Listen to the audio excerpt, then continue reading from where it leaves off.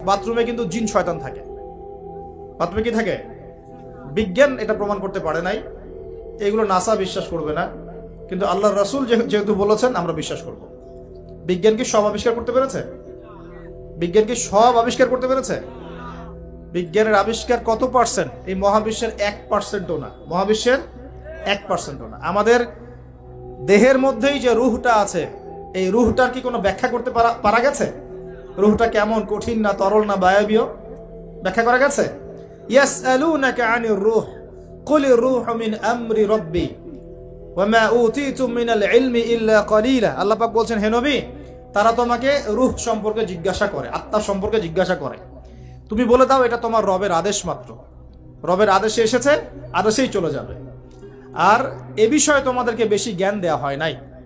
তাহলে এই জ্ঞান কি দেয়া হয়েছে আমাদেরকে?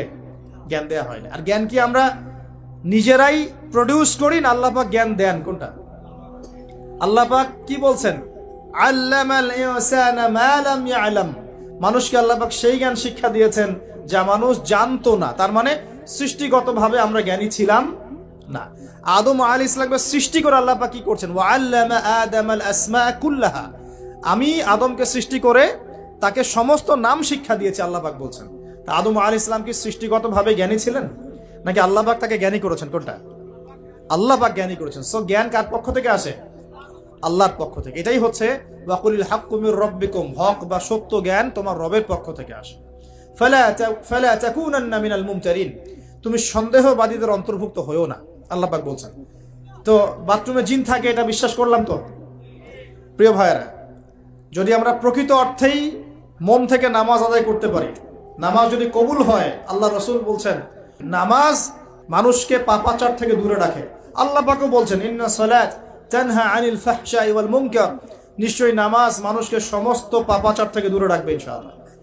তার মানে যদি বিশুদ্ধ করে নামাজ পড়তে পারি, আমার পক্ষে সহজ হবে পরিবারটা ইসলামিকভাবে গড়া, আমার পক্ষে সহজ হবে ব্যবসা বাণিজ্য ইসলাম মেনে চলা, চাকরিতে ইসলাম মেনে চলা। সমাজের দায়িত্ব যদি পাই, এখানে কি আমি ন্যায় বিচার করব না অন্যায় করব? জুলুম করব না ইনসাফ প্রতিষ্ঠা করব? খেয়ানত করব না আমানতদারিতা বজায় রাখবো? আল্লাহ পাক তৌফিক এনায়েত করুন যেন জীবনের প্রতিটা ক্ষেত্রে আমরা ইসলাম ফলো করতে পারি। আমরা পিছিয়ে পড়েছি সুন্নতের অবহেলার কারণে, জ্ঞানের চর্চা ছেড়ে দেওয়ার কারণে, জানা অনুযায়ী আমল না করার কারণে, এবং ইসলাম জীবনের সমস্ত ক্ষেত্রে বাস্তবায়ন না করার কারণে। আমি কি বোঝাতে পারছি ভাই? আরো পিছিয়ে পড়েছি হারাম রিজিক খাওয়ার পিছনে। হারাম রিজিক খেয়েছি, দোয়া কবুল হচ্ছে না, পিছিয়ে পড়ছি আমরা পিছিয়ে পড়েছি আমাদের মা বোনদের পর্দার গাফেলতির কারণে। আপনি যদি কোনো সমাজকে ধ্বংস করতে চান, তাহলে ওই সমাজের মধ্যে বেহায়া মেয়েদেরকে, নগ্ন মেয়েদেরকে ছড়িয়ে দেন। যদি আপনি কোনো সমাজকে ধ্বংস করতে চান, যুব সমাজের মধ্যে মাদক ছড়িয়ে দেন। আপনি যদি কোনো সমাজকে ধ্বংস করতে চান, তাহলে সমাজের নেতৃত্ব প্রদানকারী মানুষদেরকে করাপ্টেড বানিয়ে দেন, সমাজ ধ্বংস হয়ে যাবে।